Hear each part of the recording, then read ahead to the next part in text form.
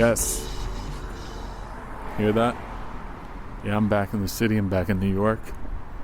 Walking on the street. Decided I'm going to try to do the intro on the street. Try to knock this out right after the interview. Just saw a pizza guy light a cigarette and ride his bike. Now, how would you smoke a cigarette and ride your bike? Why would you do that? But hey, it's a big city. A lot of different kinds of people do a lot of different kinds of stuff. Well, we have a super special episode. Let me try to cop a squat, find a spot right quick. Thought I would walk down a quiet street, but I'm kind of like in Midtown Manhattan. And you can't find those things very easily. But you're listening to my weekly podcast, The House List. Welcome back. Welcome back. Here we are once again. What a special week we have. And what a great guest just had on the show.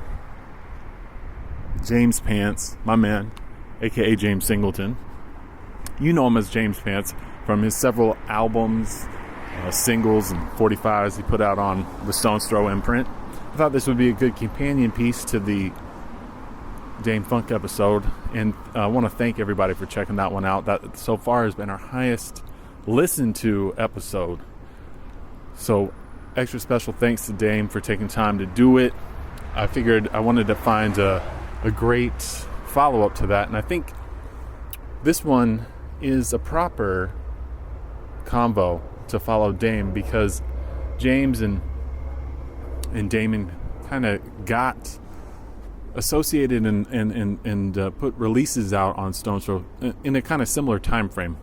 James put out a couple records before Dame did, but some of those seminal tours, and it was all in this kind of 2007, 8, 9 period of time in that label's history. We talk about that stuff. We talked about a lot of things, and we did the interview at his job. He just got out of work when we did the talk, and it was actually quite interesting right then and there in the Bloomberg building, which was like a whole trip in itself.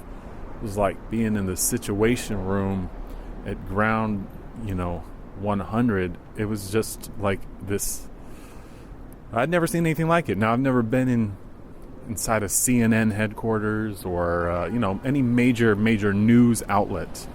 I've always worked in the music journalism side of things, and I've worked at some newspapers in my college days. And I didn't realize that James, too, was a journalism graduate as myself, so we kind of share that in common. We didn't really get into all that, but being up at Bloomberg was like, golly, it was very interesting and pretty exciting, exhilarating almost. So we kind of, to set the tone, we were in in one of many different kind of conference rooms that they had there, and it was pretty cool. It was pretty interesting. It got people straight up just mean mugging me on the street right now. It's hilarious. Well, anyway, I just left from James's thing in our conversation that we're going to get into momentarily, within a matter of moments. I went to the UCB in Chelsea on the west side to see this Take It Personal. I think that's what it's called, hip-hop improv thing with Cypher Sounds. I thought I'd give it a try. I kind of bought tickets a while ago. I was just like, let me just run up in here and check it out. It was improv comedy with Black Thought happened to be there. Did not know that when I bought the ticket. Just want to roll in there solo, peep it out. It was actually really fun. I'm a huge fan of stand-up comedy. I go to comedy shows. I've been going for a long time. I love comedic writing and all that. So yeah, it was definitely cool. I definitely recommend it.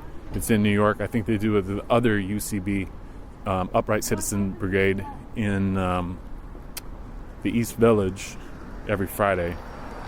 So I would recommend hitting that up. And let me pay a couple dues real quick with the House List.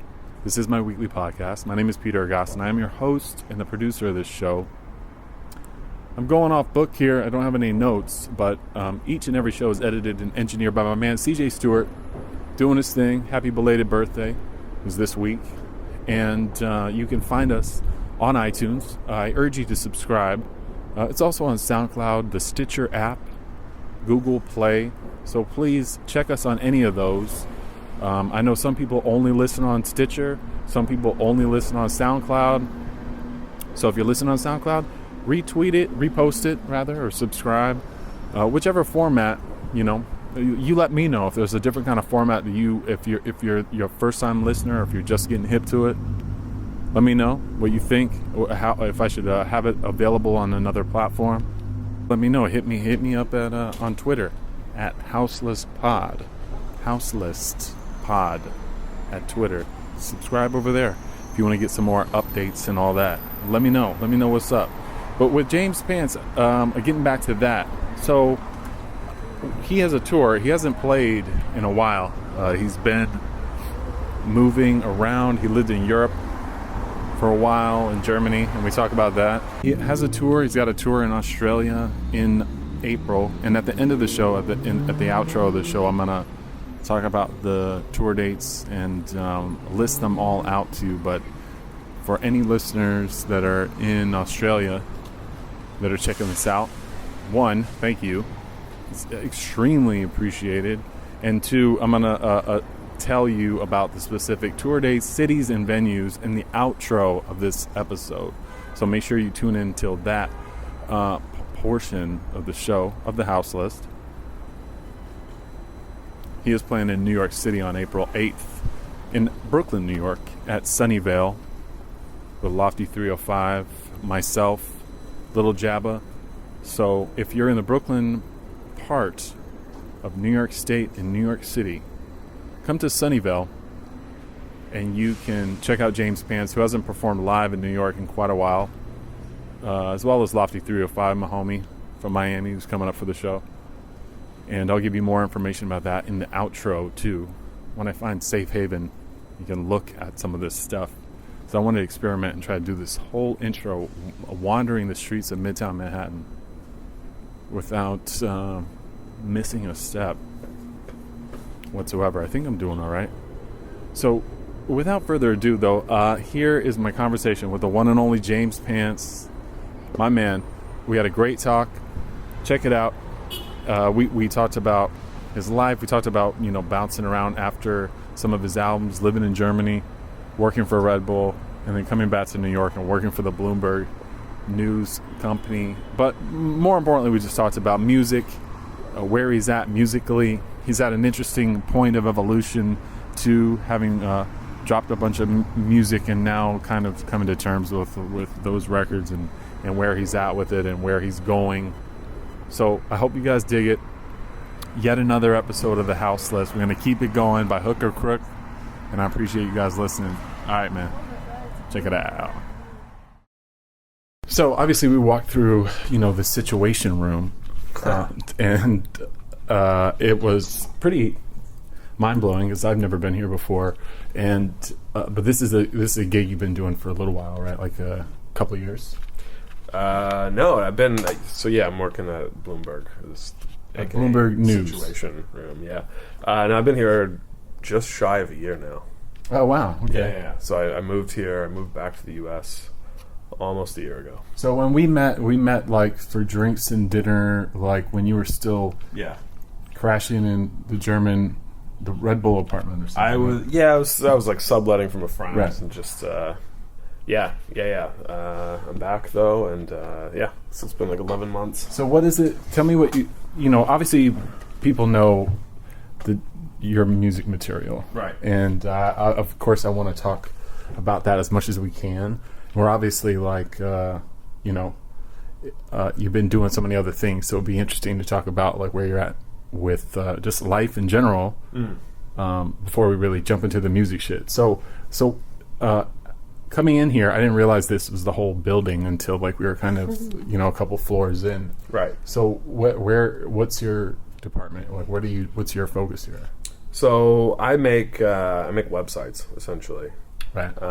Not like the Bloomberg.com website, obviously, but I do it mostly for like features, like long form journalism. Right. So when there's like me and one other woman, essentially, when some editor says, hey, we got this really crazy story, but it would be lame if we just did it on like a template or whatever. Let's make something from scratch. So we just do 100% custom, body work detail for stuff. like a news piece. For it could be a news piece. It could be like something that's tied into a package of stories about technology or something like this. So it's just kind of the more front lines of. We get to do a lot of crazy stuff. Like a lot of times, I'm surprised we get paid for it. Is there any music? Is there any kind of music, pop culture stuff that you can put your hands on up in here? Does that even? Is there even anyone that covers the arts or anything like that? Or it's not. I honestly, I really like it here because it's like the topics are like super varied. I was like a journalism major before I was doing music. Okay, cool. I didn't realize that. And so I've always been like a junkie for just like reading other people's articles. Right, and you got your AP style book by your side. Yeah, I've never used my journalism degree, but it's a lot of stories, and they all have a financial angle to them. Right. I don't mean like, the Dow Jones or what the company's doing in terms of like how they're doing on the stock exchange. They do report that stuff as well, but this would be like, it's just they're more like human interest stories, I think. Right. They have like either someone got successful or they lost it all, or there was like some horrendous murder and fraud. Yeah, finance. Would The Economist be something along those lines? That's really more like the stock market. Yeah, The Economist is probably a little less drama. I think we get to do a little more dramatic stuff. Oh, okay. Human stories. Yeah, definitely a lot of that. So it could be, like one of the, Camper Van Beethoven, that band, like their struggle with Spotify, or it could be, trying to think, like, we've had a number of music pieces, but none of them are like directly, let's talk about songwriting or anything like that. But when we walked by, we saw Charlie Rose's spot. Yeah. Now that's totally unrelated to to Bloomberg, right? Or he has his own show on Bloomberg Network. He films it here. Yeah. Right. There's like a million different facets to Bloomberg, and I'm only like a tiny little peg in this system. I've never even been up. It's like 29 floors. I've been to the top to like show off the view, but that's it's like some being John Malkovich shit up here. Yeah, exactly. But because and for a while people knew of you as working at RedBull too, right? Which is like that was very music oriented. That was really music oriented. Essentially the whole arc is I had my wife and I had a baby like 2009 when you were living in Germany. No, before and I was like touring at that point, right? Mostly in Europe, not as much in the U.S. But I was just gone a lot, and it was like kind of hard. It was a hard situation to like have bring a child into this, the music life. So at a certain point, I was like, you know what, damn it, I gotta get a normal job and like still somehow find a way to do music, but like, have like some type of stability and less travel. Yeah, that's the ultimate quandary. Yeah. Oh man, it was a tough decision. It took me a long time to like. But did you seek it out? Finding that those kind of jobs aren't really particularly easy to find. They don't fall in your lap. Well, I just hit it off with like the founders of the RedBull, Wolf, and Torsten, who's like kind of one of the crazy Germans behind the whole system. I'd done a couple like little gigs for them, like help out in the studio. I did that in London, spoke at it a couple times, played some shows for them, and I really just like hit them up like out of necessity at first. I was like, we were thinking about where I was like looking at jobs like Ernst and Young, like some accounting or whatever. And I wrote RedBull because they always paid like really good, really well. They're great for shows. Yeah, absolutely. Like, I'm not very fair. I'm not going to be. Yeah, they're more than fair sometimes. So I just wrote and I said, hey, if you guys have any shows, you know, that you know, I just like, you know, consider me if you have any shows. Sure. Basically, just that was it. And this guy Torsten literally just kind of wrote back, pretty unexpectedly. Just said like, well, you know, what do you feel about like a desk job? And I was like, oh shit, yeah, that sounds fun. So we did it. But I mean, did they notify you at what point that you'd have to move to Germany to do that?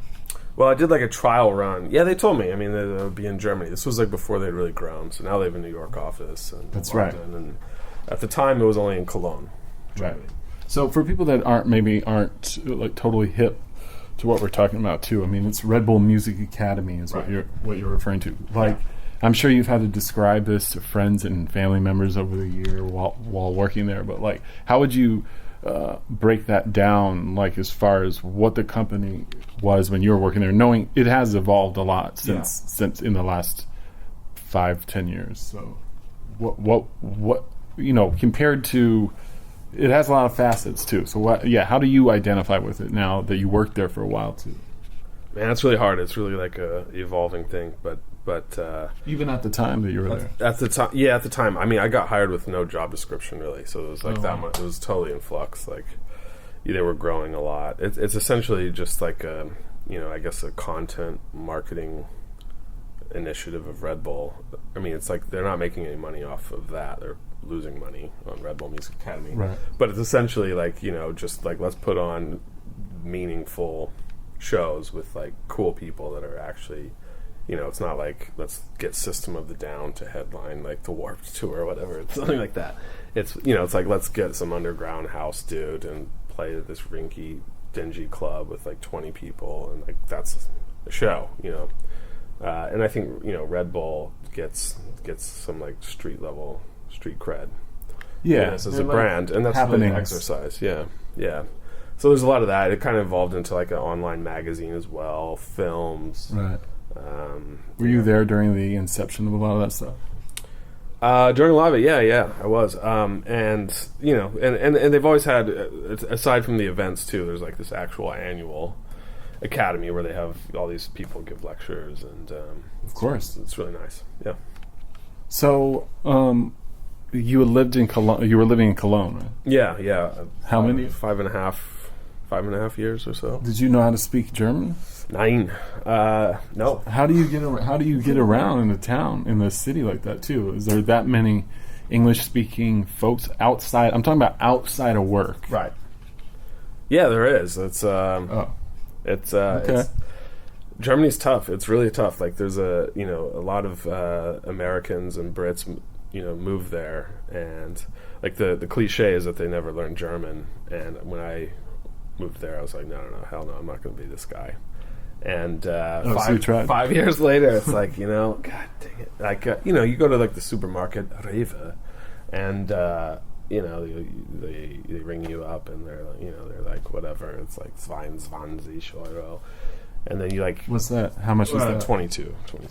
But then they'll, you know, you hand them like a thing, and they'll just hear you talking, and they'll say, "Oh yes, excuse me, it's 22." And you're like, "Yeah, I know. I mean, you know, if you're not fast on the draw, they're just like, right. They call you out." The funny thing is like the actual government, like the governmental agencies that you have to deal with to live there and have the visa, they speak not a word of English. Right. So that's always like the trickiest moment. You have to like bring somebody along, but.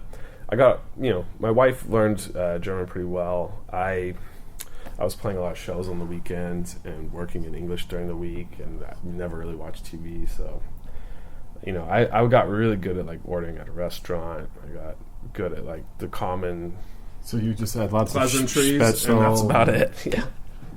It's really embarrassing though. It's like if I had to do it all over again, it's like I would definitely like just take 6 months and do nothing but learn the language. But I mean, that must have been like still like quite a memorable time in your life, because you have like a newborn in Germany that you took to Germany. Yeah. And you're traveling all over Europe during that time, because there was a period of time when you weren't coming back to the United States, because we would periodically talk about doing shows, or hey, what are you still going to do a show, or yet you were all over different parts of Europe. So Who was how were you booking your own shows? Was there an agent? Or? I had an agent. Yeah. Okay. And I was playing pretty consistently, like maybe two. I'd say like I was working during the week, so I was playing 2 or 3 times a month or so. Where would you go? What were your spots? Oh man, all over? So many good spots. I think I went almost everywhere, but my favorites, like standouts, are like I always liked going to Estonia. And I've never been there. Oh man, it's the best. And I always had a really good time. I think I was like in the Netherlands every month, but oh cool. But that's like kind of like all the Benelux nations. Like that's like kind of that was your like the circuit. I really liked going to Russia. I really liked the East. Like how far? How many different dates did you do in Russia? I played there 4 times now. Oh yeah. Yeah. Was that? But I mean, were you outside of Moscow and St. Petersburg? Did you venture any other? Are there any other places to perform? I played in Sochi, and that was not a very good show. Please describe that. Elaborate on that, because I've never even heard of that city. Oh, this is where the Winter Olympics were. Oh, okay, my bad. Yes. So this was like right before the Olympics. So they were building it all up, building up the village, and it was just like it was kind of a ghost town when I went there. And I think I ended up playing a pretty random bar with this dude Appleblim. Like I'm not familiar with him. He's like a pretty, he's down with like Shackleton. He's kind of like a UK based dude. Oh, okay. He's good. He's been around for a long time. And it was also like a top 40 DJ. Huh. Okay. And then there was also like a local kind of power pop trio. So it was just like, and then James Pants. There's like, these are the 4 music. This is like the only place to play. So they just kind of mashed together a show, and it was pretty bad, but it was fun. It was memorable. What's Estonia like? Just for a sec, what's the vibe like there? Is it just a great audience, receptive audiences, or? Yeah, I mean, for me, like Estonia. So there's like, here's the thing. I really like Russia. I really like Estonia, and first of all, I just love these places. However, I have heard also reports, let's say, with other dudes, like especially like people of color, having a really tough time in Estonia and Russia. Like they can be apparently pretty racist. Well, I remember Mickey Blanco had some major issues in Russia. Yeah, and very homophobic too. Like. Oh yeah. Steve Spacek as well. I really? Heard a bunch of stories. So there's definitely that element to it. But with that said, for me, I had a great time. Estonia, like, for whatever reason. By the way, I'm not making a blanket judgment on Estonian people. I mean, there's like a million amazing people. I'm just saying, sure. They're less accustomed to this. It's a very homogenous society. Okay. Anyways, I digress. But so yeah, it's just like there's just certain places where I guess I was never like a quote unquote successful musician in terms of like shit, I made it, like, but I didn't necessarily want that. But you've always sort of been, even though you're still a young musician, so to speak, you've always been a journeyman nonetheless. Right. Rambling, completely rambling, a Rolling Stone type. That's right. But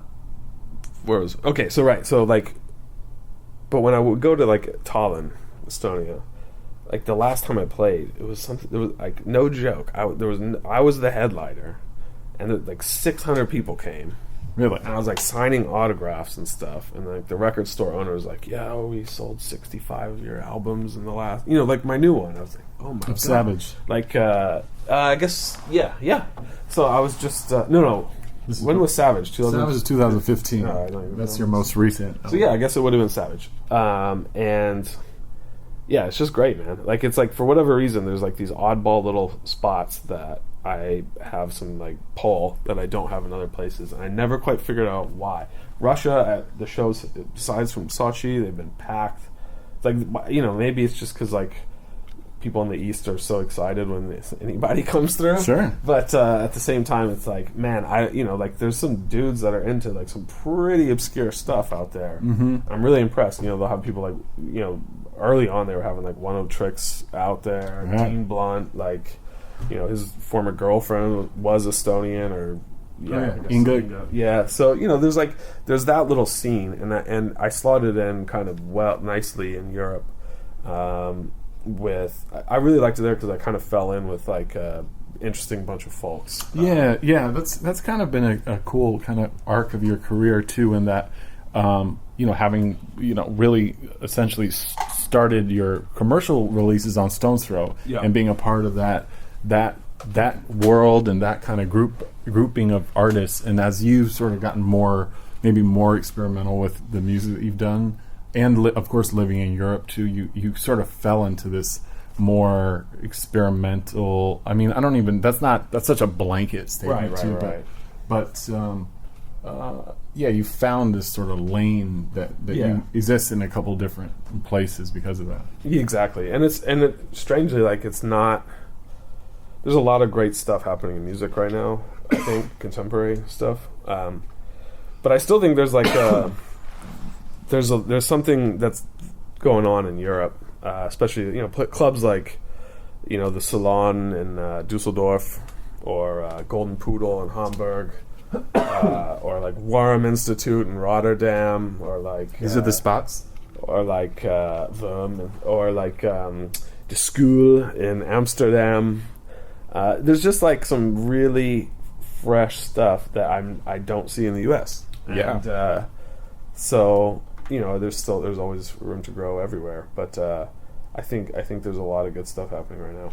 Oh, absolutely. I mean, and they embrace you as well and consider you part of that community too. Maybe, I don't know. I mean, I hope so. But I mean, regardless of me, there's just a lot of good stuff happening. Right. There's like a little, I don't know what you would call this scene, but there's like some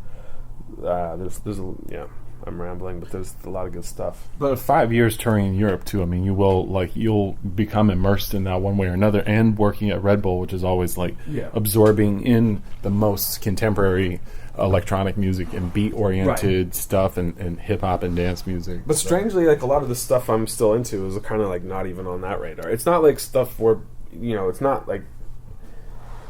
stuff that people are like getting hyped about, like in the same way. It's not like in the normal press where you'll have Vice covering it, or Noisy, or whatever, a million. What are you feeling right now? This isn't a question I ever ask anyone, but I mean, you're leading into that. And last time I saw you, we talked about, I mean, you were putting me up on stuff, and we have obviously some common appreciation, especially for Metro Zoo and Mike DC and Ruben Slick, and of course Lofty 305. But I mean, you're up on stuff, and that's kind of, you've always been a great purveyor of obscure shit too. It's like the Crammed records. I've been going through. They have this like series called Made to Measure, and I think they had like 40 different releases on that. So I'm just kind of going through that stuff. It's like mid 80s to mid 90s. You can't be playing any of this stuff up in here though, right? I mean, you was just no. I mean, I don't. I don't care anymore. Like I still want to DJ. I haven't DJed in ages. I DJed maybe 10 times in Europe. Right. That was it. I was mostly doing like a live show. Right. So I've gotten like considerably worse as a DJ over the years, but also like kind of I feel happier. Like I used to do all that. Like I started DJing pretty young, but then I started playing like kind of in that heyday of whatever Dim Mak records and and Gaslamp Killer was like really fresh then as well. Everybody was like quick mixing. You know what I mean? Just dropping joints. Yeah, just boom, boom, boom. Especially like when Serato first came out. Like, I was just like, get to the next joint, drop it. Yeah, and I really had a bad tendency for that for many years. Play a couple seconds of the joint, or what do you mean? Yeah. You just play like one verse, whatever. Right. Like try to come up with some crazy mix. Not mashup style really, but just like let's mix whatever like. Some 60s psych, and then throw in some drum machine tune. And, it's fun. It's fun, and it's. But I think maybe I just am getting old. I don't know. Like especially when I moved to Europe, people like not into that. No, they want to let it play out. Yeah, you gotta let it play out, and that's like on one level that was really hard for me to do at first. Loft style, like you put the record on and let all 8.5 minutes of it. Yeah, I still can't go 8.5 minutes, but. you know, I can a solid 3. I can go a solid 3, and you know, it was really hard at first because I was used to these kind of more showsmanship, I guess, like, you know, like these DJ performances where people are like watching you. That happened. That was like in the U.S. a lot. It's more of an American thing where you're up on a performance stage per se. Yeah. Whereas in Europe, it's like it's a little more aimed towards DJing, I guess. Right. Even the makeup of the venues to a certain totally. degree.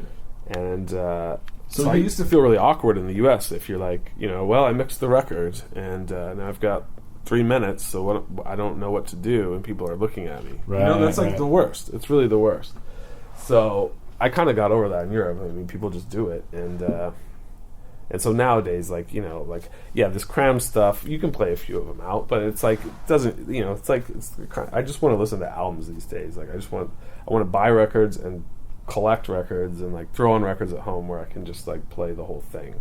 And I don't have to be like, oh man, it's only like one good, you know, it's like a drum break. Right. I used to buy records for like a drum break. Like, of course, many people did. I know. And then you have a lot of garbage. Like you got a lot of garbage that you never want to listen to. Right. So I like can't take that anymore. So when did you start DJing? You went to high school in Texas, right? Yeah. Is it around this time, or were you? Because I've also tried to figure out. I don't understand your origin story because a lot of people associate you with Spokane, Washington. Well, that was college. Well, it was a little trickier than that. Okay. I went. I was in high school in Spokane. Moved right before. So then I moved to Texas. Right. Okay. So I did high school in Spokane and Texas. Okay. Split up high school between Spokane and Austin, Texas, right? Yeah. Exactly. Started DJing in Spokane. Really into like scratch pickles and stuff. Mm-hmm. So it was like me and one other dude, and we just like scratched all day. It was a group. You guys consider yourself? No, we battled each other. He lived on like the South Hill, and I lived on the North Side, and right. so we'd like get together and call each other out.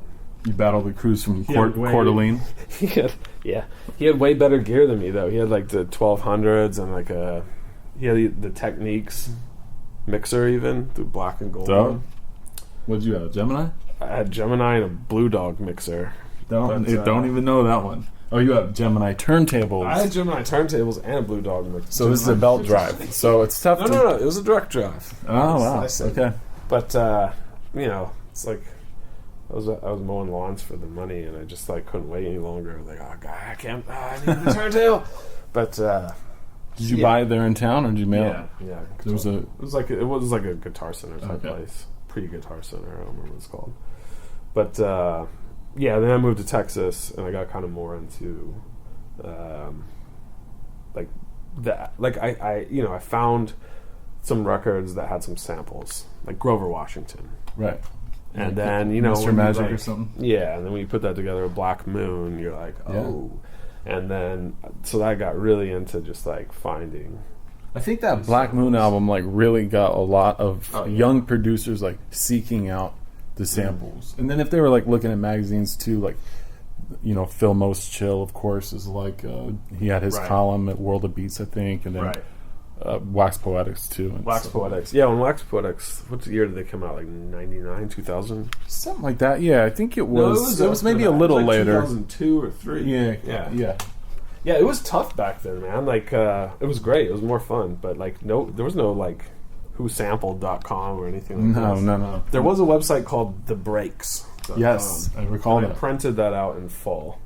And I would, like, circle the ones I had and what I needed. But it was just tough. You couldn't, like, sample these records ahead of time. I mean, sample as in, like, you can't just listen to a snippet of some French you have crazy to physically find it and then hear it. So that was like, it was more fun. It kind of sucks nowadays, to be honest. Oh yeah, it totally sucks. So in Spokane, were you guys watching the videotapes too? Did you have the scratch? Yeah, I had the scratch, like turntable TV, stuff like nice. that. I had the T-shirts, all that. Oh yeah, so you were full on. I was totally in. Yeah. How was your technique? What was it? It was shit. Reverse crossfader or? I could do some orbits and flares, and everybody was all into the crab. Right. But I still have it in you? I never. It's like with my keyboard playing. I can only do it with my right hand, so that's like my fatal flaw. Oh right. So if anybody is going crazy with like beat juggling, and then so you can only actually scratch with your right hand, right? Or is it use the fader with your right hand? With the fader, all right. Yeah, it's the opposite for me. I can only use the fader with my left hand. I cannot touch a piece of vinyl or cut a piece of vinyl, or barely with my left hand. It's all right hand on the vinyl. Interesting. That's why I would have the turntables with the mixer on the left and the two turntables side by side on the right, because of you're one of those dudes. Yeah, the left hand was just like inept. I remember these guys. Yeah. Yeah, it's weird. I can touch the record with both hands. It's just crossfader only. And I played drums too, so it doesn't make any sense. But where did you pick that up? Drums as a child before? Yeah. I was like, I think my parents got me a drum set when I was really young, and then I did it throughout school. Oh, nice. Wind ensemble, jazz band, marching band, all that stuff. Playing drums? Yeah. Did you have a band? Did you have like a garage band? Or yeah. We did a lot of I was living. I was in Spokane until like '98. I moved to Austin, but what were the bands like? Oh, we were into the Seattle stuff. Oh, of course. Nirvana, Soundgarden, Alice in Chains, Radiohead to a degree. So it was, we did a lot of sludgy, grungy stuff. Yeah, hell yeah. But I like to make it a little funkier. I think I had some pretty fresh beats at the time, because all these other guys just kind of wail on ride cymbals and stuff like that. Yeah, it's either coming maybe from, if not like a straight punk sensibility, then like classic rock or something like that. Yeah, I mean, classic depending rock, on how old they are. Classic rock was like huge. Like, we were all Led Zeppelin junkies. Right. Black Sabbath, Beatles. I mean, standard stuff. Right. But and it's fun to actually go back nowadays and like, oh yeah, like listen to some of that stuff, and it's like, oh, Jerry Cantrell is all right, Like, yeah, it's funny how your tastes sort of circle back around as the years go by. It's crazy. I love it though, because there's just a lot of stuff you get like all high-minded when you're like a younger, like little dude, definitely, and it's like, oh, Grover Washington, it's like, at first Grover Washington's really cool when you buy his records, and later you just like, get that out of here, please. But now it's like, I only really want to listen to Grover Washington. I don't want it's all great this music. all this, a lot of the rare French stuff gets really obnoxious. Like I just want smooth sax. Yeah. It was very, very interesting, and I agree. So Royal Zodiac, was that started in Spokane as well? That was your band at one point in time, if I'm not mistaken. Because we did a tour with them. With ice, which was really dumb. No, that's okay. Well, I can even preface this a little longer and stretch this out. Spit out the ice. So Royal Zodiac, are these dudes that you grew up with too in Spokane? Like, 'cause this was a live band formation that you would, in the early years of Welcome era Stone's Throw, James Pants. Like, yeah, these are all guys like I knew from Spokane. what's up with them? Are they still around? Still around. Are they still a band? No. Well, yeah, they are. I mean, like, one of the dudes, Beardo, he's like... That was the big guy, right? He's the big guy. He's, like, still touring, like, with a bunch of different bands. Oh, cool. Cruise ships, all that stuff. Another cruise guy... ships? Is that he always, like... does circuit? He does the cruise ship circuit. Oh, cool. The other guy's playing the salsa band. The guy who played drums, he still makes really good stuff. And I think he's a dad now, though. So there's some amazing videos on Vimeo. Like, if you dig deep enough of that seminal Stone's Throw label European tour with it was you, Dame Funk, Mayor Hawthorne, and Peanut Butter Wolf with Royal Zodiac. That was the beginning of the end, wasn't it? You tell me. What do you mean by that? No. I mean, was that the last? No, I mean that was you had. That same package had toured the U.S. previous to that, right? I think actually Europe was first. Okay. And then the U.S. Yeah, that was good. So really quick, let's take one step back just to talk about that, getting that experience of being on that label, starting in that label, and your material there. If we can take because that's how so many people are familiar with your music, especially from those first couple of albums too. So, and obviously there's the kind of well-told story of how you met Wolf was in Texas. You reached out to him to as a fan saying, hey, would you want to connect or something, right? Right. to dig records. Yeah, I was a big fan. I used to like tape his shows off of Beta Lounge, like real audio player. Oh wow, yeah. Right into the cassette deck. Where was that? Was that in 64 kilobytes? Beta Lounge was in the Bay Area though, Yeah, right? they were in the Bay. When he was still living in San Francisco. Yeah. My And, Vinyl Weighs a Ton era Stones Throw. New Groove distribution That's era. right. Exactly, New Groove. Yep. And DJ Rectangle was also a New Groove. Yeah, DJ Rectangle. That was also the era of the break record. The platinum selling duck breaks. Yeah, people were making a lot of money on break records. Oh, the break record industry at that time was used to do it booming. Again. But I listened to his radio show a few times on Dub Lab, and I didn't even really. I got one of his records while I was shopping in Seattle, and I was like, wow, this is like pretty heavy. I didn't really know my hip hop that well. Really? No. By that point, I fell into it. Like I totally fell into it backwards. I fell into Stones Throw first, and then I knew like all. And rediscovered stuff, or. Oh yeah, I wasn't listening to Black Moon or anything at the time. Oh, interesting. Oh, okay. No. I was like into really dumb stuff. I was still like really into I was whatever. I was young, but I got that record. I guess I was 98, so I was 16. Right. And that kind of like that record, I bought it on a whim. The name was hilarious. Yep. I knew Super Duck Breaks from scratching, so I knew the label. But so scratching for you, it was more like the DJ thing. It was like being it was more of a performance. It was less coming from the hip hop kind of classic sense of the DJ, was it? Or I was like mostly playing drums at the time, but scratching got just really fun and addictive. I don't remember. It's almost an extension of like the drum solo too. Yeah, really obnoxious drum solo. Right. But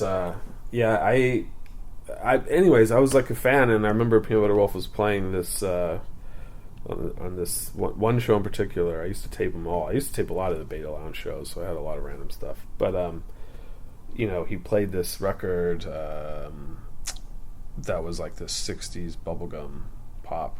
And the song was called Umbrellas, and it drove me nuts for like 3 years. Trying to go to record stores and play it, and I found it completely out of the blue, like in Spokane. It's the Free Design. So, I'm a huge fan of them. But that was like early on. I was like, okay, this is like the coolest label. Like this dude's playing some weird ass stuff in the middle of like, this was like late '90s, so it was still like more traditional, hip hop for DJs. sure. So to have like stuff like that thrown in was like, okay, Wolf his selections have always been like way ahead of its time, or just so informed from so many. Yeah, like in many cases, out of time. Like he'll be.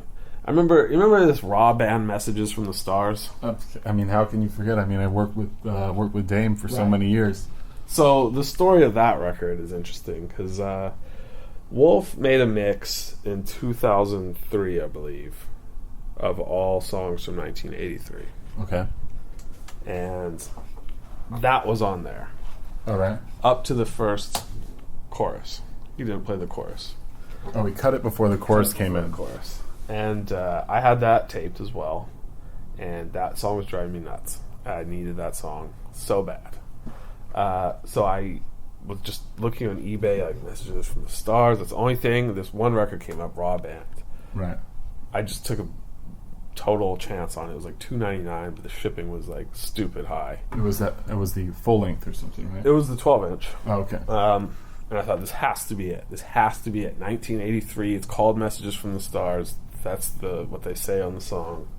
So I got that record in like 2003 or 2004, and I was just playing it in Spokane or whatever.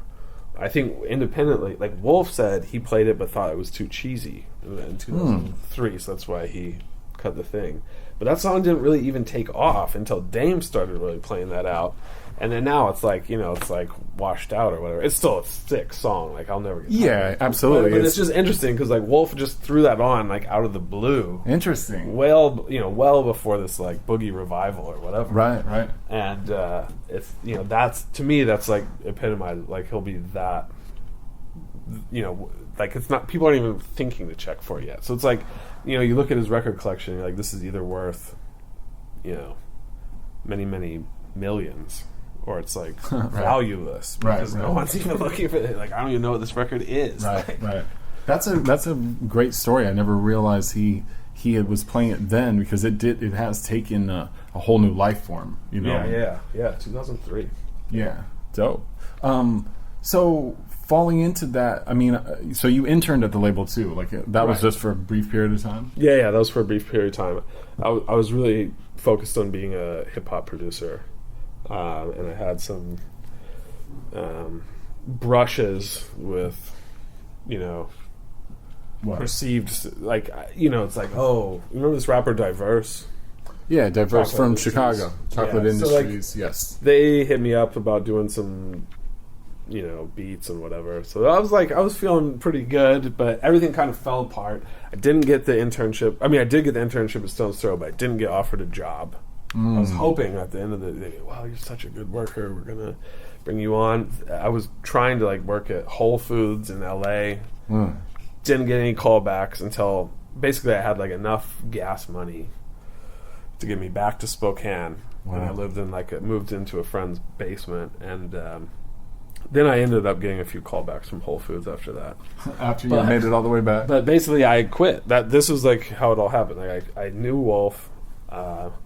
He wasn't even there during my internship. He was touring the whole time. So really? Yeah, he was gone for 2 or 3 months straight. This is what year? 2003? 2005. Okay, 2005. This is This is December, January, 2004, 2005. So this is right after the explosion of Mad Villain and J-Lib, right? Yeah, Mad Villain. I don't even remember if J-Lib had come out yet when I was there, but Mad Villain had just come out. Right. Quasimodo 2 was in the works. Yeah, so they're a very busy period of time. Oh, yeah. Yeah, they were doing really good stuff. So it was kind of magical for me to be there. But, so anyways, I pretty much gave up on music. I was working at a semi, like a Whole Foods in Spokane, a little... What was that called? One of the Huckleberries. It's one of these health... At the cashier? I was a cashier. I was a cashier. I really wanted to get rotated into the vegetable, the produce. That was where the coolest dudes were. Right. But I had to, bide my time as a cashier. Anyways, so I just had given up on music. I had a drum set, I had a little sampler, and I had a couple, mid-'80s analog things that I found at thrift shops, which is still possible in Spokane, by the way. Okay. You can still find synthesizers in thrift shops. Well, isn't that where Donnie and Joe Emerson are from? Yeah. That's amazing, because they were pretty early on the synth. Not to deviate, but I met them. They're from Fruitland, Washington. Yeah, they were farm boys. Yeah, it's a farming community outside. My friend keeps finding that record. The original one? The original, yeah. Oh, they must be heavily popular in I've never seen Eastern them, Washington. They're around, yeah. But anyways, yeah. So I just literally, it's a cliche, really. But I just didn't really. Sorry, I wasn't really trying to make anything for anyone. I was just kind of screwing around with heavy reverb and one mic drums and keyboards and throw it all together. And I was using Acid. Nice. Acid. Yeah. Great program. Rest in peace. Yeah, and that's I hit it off with one of the Stone's Throw dudes, this guy Liger. Yes, Liger Vision. And anyways, I was sending him some stuff, and I didn't know he was playing it for Wolf, and Wolf called me kind of out of the blue. Was, hey, Matt's been playing me some stuff. I'm gonna do a record. So it was totally unexpected for me. This would become Welcome. Yeah, I sent him 100. I had over 100 songs for Welcome, and he picked the album. He narrowed it down. He did the sequence and all that stuff too. He did the sequence. I didn't have much to do with it, really. And this has kind of been the downfall in a way. I've been really my dream was to put out a 45 on Stone's Throw. And I maybe just set the bar too low. I don't know. But so because of that, I was like, they're like, oh, we want to do an album, and so I would just be like, oh yeah, cool, yeah, let's do it. But I didn't really have I didn't like say, like, this is my concept and this is my idea and I want to do it like this. Right. I just kind of was like, cool. There's 100 songs. Yeah, and so like Stone's Throw early on. And I think this was wise of them. They're like, how about this dude Para does the artwork? I hadn't heard of Para, but he's like he was a hot designer, still is, I guess, in Amsterdam. Super nice guy, and I'm glad I did because a lot of people were like attracted to the record because of that. But at the same time, it's like that's actually not really the vibe that I got really lumped in with all the. There was just a whole bunch of acts around the time. Well, it was like a new chapter at the label, too. Yeah. Because it was, James Pants, Dame Funk, and Mayor Hawthorne all kind of came in around a similar period of time. Yeah. All very different, but it was a one of many chapters that label has had. Right. Yeah, so there was like I think I was the first one, actually. Yeah? That was like a non-hip-hop act. Right. And... Had Gary come out yet? Oh, that's a good question. Gary Wilson, he of might course. have. I don't think so, though. I think I had Rhythm. I don't remember, though. I put out something in 2007. Rhythm Tracks, right? Yeah. So but the material for Welcome, it was created before Rhythm Tracks? Or? I don't remember. Yeah, I guess so. Yeah, Wolf gave me a drum machine. And that's where I just made most of Rhythm Tracks. What kind of drum machine was that? CompuRhythm CR78. And no, not the 78, the 8000. Sorry, the tan one, not the black one. Gotcha. So but Welcome came out, and then I ended up playing a lot of like clubs. Yeah, and kind of this scene, and I played Center Space, and I played with, there was like a lot. Who am I? A-Track's brother, Chromeo. A-Track did a remix for me, right? And then like I kind of took a step back, and like I have nothing against any of those dudes, like all cool stuff. It's like I'm not like that dude. Like I'm not a club guy. Like right. But the material on Welcome, I mean, like it's up tempo, sort of like, outsider disco type stuff. Yeah, I mean, there was like 2 or 3 like that. I don't know. Like, I was really into 80s boogie at the time because I could afford it. Nobody was buying it. I think, I think that's really why I hit it off with Dame and Wolf, because we're all kind of into this stuff, and nobody else really, at least in the U.S., was messing with it, right? For the most part. I mean, there was like dudes with the P&P records, and of course Patrick Adams, Gary Davis, disco purists. Yeah, and it's a regional thing too. Right. So of course the New York DJs have their kind of take on it. Right. The Kenny Dopes and DJ Spinna, the guys that have been doing it for a very long time. Exactly. But the kind of stuff selector wise that was happening in LA, specifically with Wolf and Damon and like and you and like it's still, and maybe even the Sweater Funk guys too. Right. It was very new and uncharted territory. I agree. Which has been now since mined greatly. But yeah. You think it's ruined? I'm just like, I do a radio show on NTS. This is just an aside, which is my favorite radio station. But I just am listening to everybody's shows, and I'm like, God dang it! Like, is it all boogie? No, not at all. Everyone's beyond boogie now. But my point is just like, almost everything is mined. Like, I am astounded by like how deep selections just like a normal average DJ has now. It's crazy.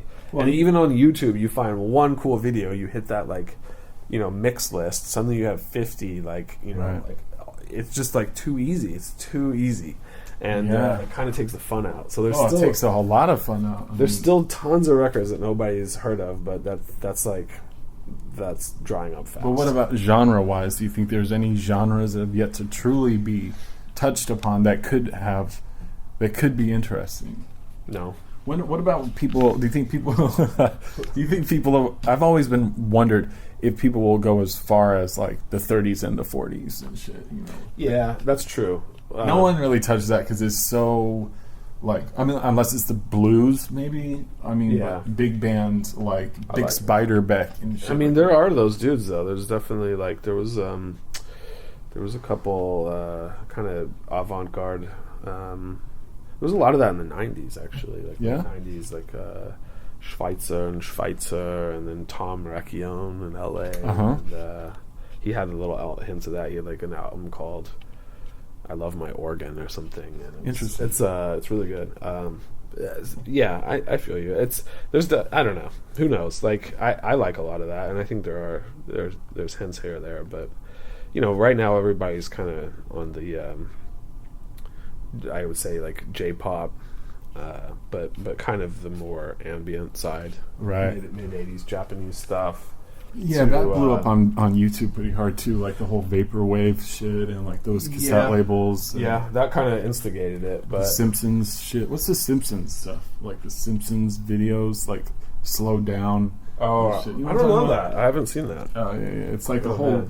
It's like taking the Simpsons, re-editing it out of context, slowing it down, and it's like putting like a purple hue over it. Oh, okay, right. I've probably seen that. Yeah.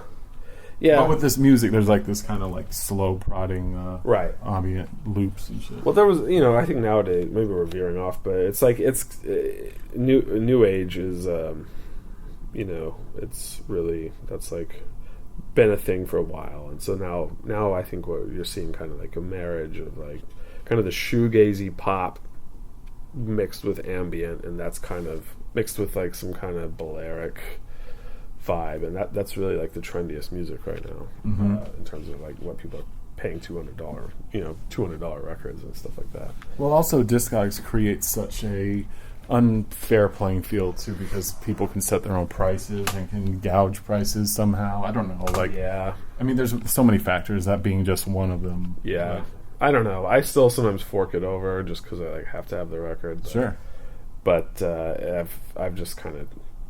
I tune out a little bit these days. Like, I just try to like go back to like the stuff that I already know, that I may have slept on a song, like the Grover Washingtons of the world, or just like I really want to. I did a couple radio shows in NTS, and I realized early on, like it was me and this partner in Cologne, and we were playing like really good, obscure stuff, and then I was just like, everybody's playing good obscure stuff these days, right. So like. We just did a smooth jazz show yesterday. Is it like private press smooth jazz? Some of it was. It's a mix though? Yeah, some of it was. Some of it was like standard run of the mill. Right. I don't know. I just like I think that's like that will never go out of style. Somebody's able, the selector, like the dudes who's able to put like a mega hit in context with like some private press thing. I feel like that's kind of a dying breed. Is a truly good selector that can program. And it's hard because you can really learn like all the obscure music from just a couple magazines, but you won't learn like that. Oh, Jimmy Jam and Terry Lewis did like all this other, whatever. I'm rambling, but it's like that will never go out of style. Dame does a great job of that. He's pretty masterful at dipping in and out of when it works and when it's time to do something else for a little bit, and then kind of coming back to it. Especially when you were into it when no one else was, and then everyone else gets into it. It's like you got to kind of veer off that well beaten path for a while and just take the side roads for a little bit. Exactly. It's been the story of my life. Right. Are you working on any? Are you making music at all? I know you're working full time. You got a budding family. Yeah. You live very far away. Burbs. Yeah. It's like totally new chapter of your life. Are you making stuff too, or do you have even time to do that? I made a bench last week. Nice. I'm pretty happy about that. I've been from scratch. I'll be completely frank. Like I've been making stuff, and I have a million sketches. I can't finish a damn song right now. It's like, it's kind of getting depressing for me. But, I have some new equipment coming for this upcoming tour I have. hoping I can play around a bit with that. But I think I'm in a healthy mode where I'm just kind of like absorbing a lot of just going back and listening to a lot of records and kind of getting into it again, I guess. Because when you're really forced to do music, as in I was working full time for a company that was only focused on music and playing on the weekends, it's really easy to get kind of like and burnt out on it. And now that I'm taking more time away from like having anything to do with musical obligations, it's making it a little more exciting to get back into it. And I think I have a number of ideas for like a next project. Dope. But I haven't been able to finish one yet. Yeah, man, it's just notes and bits and ideas and shit. Right? I mean, it's just all like drums and stuff. But cool. What do you use to program drums now? Well, I like use a microphone and like tambourine. And, instruments, some glasses and stuff. I don't have a drum set anymore. I sold my drum set when we came here. So you're just like and just kind of messing around with and I really have been obsessed with kind of like a really primitive kind of hypnotic trance-inducing rhythms. So like a glorified drum circle, but not in a like in a Burning Man way. Not in a Burning Man way. Those guys aren't funky. Like not. It's not about funky. It's really hard to describe, but just like this thing where you could just like throw the record on and like people turn into zombies. Like that's. So there's some element of rhythm involved. Oh, very much, and that's why I'm unable to finish it, because it has to be like the perfect rhythm, and you really have to. I think I'm going to need to actually do it all live with like one or two other people. Oh, dope. Because it's like really hard to do pre-record, stuff or like play on top of yourself. You're kind of missing like that energy in the moment. Yeah. And so the whole thing, I just want to be like not constant energy. That's like my only focus right now. Yeah, I can dig it, man. One more little thing I wanted to ask about before we wrap up, and as we're here in the Bloomberg conference room, like in the Nerve Center, with Wolf Blitzer. It's you had a rap group in Austin. I just wanted to talk about your rap group, your time as you're a DJ and producer of this rap group, right? Yeah. Now this is like in the late '90s as well. Yes, late '90s. With like, do you know Matt Sanzala? He's an Austin promoter player, but this maybe like then this is a high school thing, right? This was high school, yeah. Okay. We kept getting booked by this guy named Doug. I don't remember. What high school did you go to? I went to McCallum High School. Nice. So Austin back then was obviously very different. It was great. Did you go to South by Southwest back then? Yeah. What was that like, just really quickly? Well, I was too young to drink, so like we played a couple times, and we would have to like get escorted in and play the show and then leave. So what rooms did you play? We opened for Hieroglyphics a couple times. Oh. I'm trying to remember the name of the... Was it Emos? No, it wasn't Emos. It was like a smaller... Hieroglyphics, DJ Z-Trip. Mm-hmm. Erykah Badu once. She was like 2 acts later, and we were long gone. You were first to 4? Yeah. Cool Keith. We just were like one of the... there was like 5 opening rap groups, and we were one of them. Dope. What was the group called? It's called Ballistics with an X. So, and you were it was a 3-piece? 3-piece, yeah. Dope. Two dudes. One who's gone on to be like a, mega scholar. The other dude's still making really, he's still rapping down there. Dope. And yeah, it was like kind of funny because it was like, this is, I just was like totally. I was pretty awkward. I still am awkward, But I was like really awkward, and these guys were like, the real deal. And it's just like. How did you guys meet? Were you just classmates? Or? One of them went to my school. He was a year younger than me, and he was like really active in the student body and held like a, rap DJ competition. Oh, cool.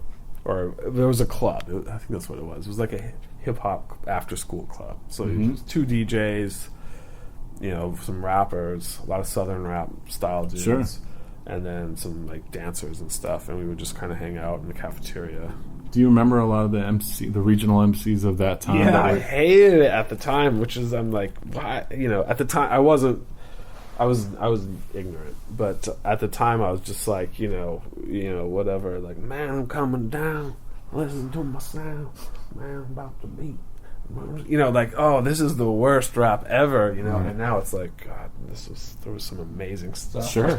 I remember this dude, there was a time when I was trying to make this documentary, and I was driving around the country making a movie about hip-hop, and this is like 98, 99, 2000, and I went to San Antonio, and I filmed a bunch with this guy, Mad One. I don't know if you remember. I recognize that name, yeah. And there was these two great radio DJs, the House of Fat Beats, which was like a popular radio show. And I remember that one. Yeah.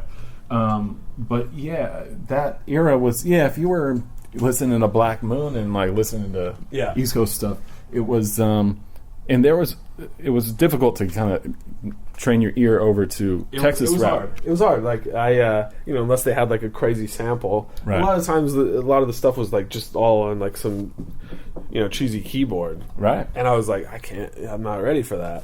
But DJ Screw was huge at school, and I was like, this is like, I just couldn't take it. And now it's like I love all that stuff. It actually aged quite well. It aged a hell of a lot better than a lot of like the '90s New York stuff. I'll just say, like, I mean, a lot of it's got more, in a way, it's got more emotion. It's maybe less like verbosity, but more like vibes. Right.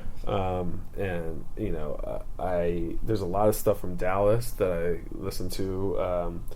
The like Houston stuff. I remember Soulja Boy just came out right about when I graduated. Wow. And I remember I did like that one. Like, it was infectious. But I mean, all those major cities in Texas too had a different kind of flavor. Oh yeah. Houston was. Austin didn't really have one. But they came to perform a lot. They came to perform a lot, yeah. But I mean, like Houston and Dallas were like the powerhouses, right? And they each had their own style a little bit. But Austin was definitely like, we played a lot of shows, and I remember I just used to like rag on these dudes, like, this is like the worst rap ever. Shame. It's like, it's really sacrilegious. Like, I mean, again, like, I'm just, this is the problem when you're young. You just like, you don't. Yeah, you're ignorant to it a little bit, but I mean, it was a different time, different place, different time. But I'm just like, I was, because there was a lot of kids that would sell like the mixtapes at my school, and I'm just kind of kicking myself, like, I really wish I had. But I wasn't ready, I was just like 2 years into this whole thing. Right. I was just coming out of like I said, like Led Zeppelin and whatever, and so it's like, I was very much of a purist at the time. Yeah, for sure. Very, very close-minded. But, well, you're totally open now, and I'm free. I'm free. Yeah, and I appreciate you letting me come to work and have this conversation. Yeah, next time we should talk about where James Pants became very dark, and that was like the 666 album. No, where James Pants stopped being commercially successful for all parties involved, and the mistakes he's made along the way, and the lessons that can be learned from the youth at how to properly sell a record. Well, I mean, that's a lot of stuff right there. Yeah, I mean, I guess we could have spent the whole time kind of overanalyzing the arc of your career. Yeah. Do you have any regrets at all? Like, I mean, it's not like you're at the end of your line. You may be just starting anew. Miles Davis had many chapters in his career. No, I'm very happy with where I am now, honestly. I think what I did screw up that I do have regrets about is just not taking more ownership of, and I don't mean financially, like I never, whatever. I mean more ownership of like, this is my vision, this is what I want to do. I think I was so in awe of like even getting a chance to play out. I was agreeing to all kinds of shows that were probably not the right ones. People would, let's do this kind of release, or let's just throw this out. And I did it, and so like in a way, I would try to retake back that territory with each subsequent record and like kind of reel it back in. And because of that, I feel like I just kind of like disappointed a lot of like I kept changing the vibe every release, which I thought was cool, but like, you know, I guess I can understand that it would be hard to sell records like that. Yeah, sure. And you know, the period of time when you were doing these you were doing an album each year from like 2007, 8, 9, 10. You know, the music industry was in a very certain kind of place. I think Stone's Throw 2 was in its own kind of state of changing too, like from strictly like hip hop and traditional funk kind of reissues to a more, you know, eccentric kind of array of artists. But I just look at artists like, let's say, James Ferraro or Dean Blunt, who I both really, really like their stuff consistently. And they're dudes who have been able to switch it up every record. And they also have kind of this singular vision that really kind of permeates everything they do, even like online, you know. Sure. I know. Whatever newsletter or email you get in the middle of the night from Dean Blunt or, you know, Ferraro on Twitter or whatever, that I think that's highly effective. And I wish, in a way, I had done a better job of just kind of insulating myself from all, you know, material desires, so to speak, or just like the actual day-to-day of like, you know, you look at one route where it's like, you know, Aloe Black or dudes that are really kind of out there doing big shows. Right. And there's also a lot of like corporate, you know, tie-ins and whatever, which is what you have to do. Sure. And then you kind of have this more, you know, singular scene that obviously is not like going to make anyone much money, but it's like it's its own. You know, I feel like I was kind of torn between the two. I was kind of slightly in both worlds.